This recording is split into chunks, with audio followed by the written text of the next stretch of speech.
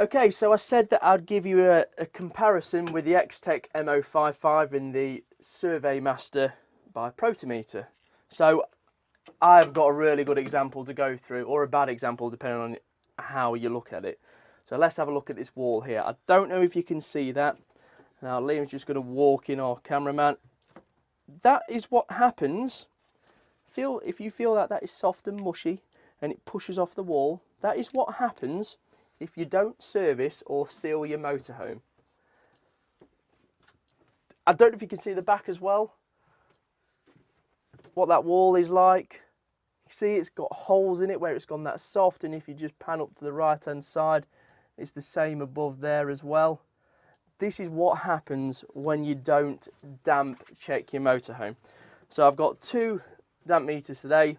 One is in the region of 50-60 quid, the other one's 400 quid. That is always my go-to, it always will be, because it's just the one that you want. You've got two options on both of these, and this one's a bit tighter.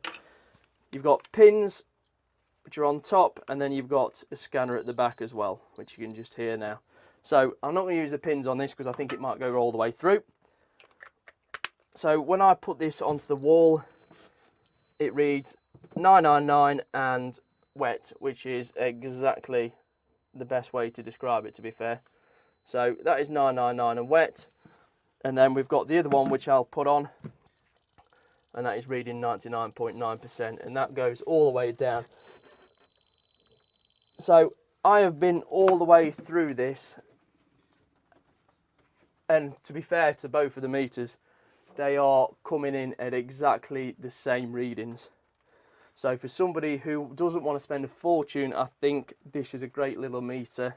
I'm sure there's others out there as well, but this is just the one I'm testing without buying 20 of them, because there is a lot of variety and it is well worth your investment. But you know, this is a 2005, and if you want to know what one looks like if you don't take care of it and if you just let it rot and rot and rot, this is a great example.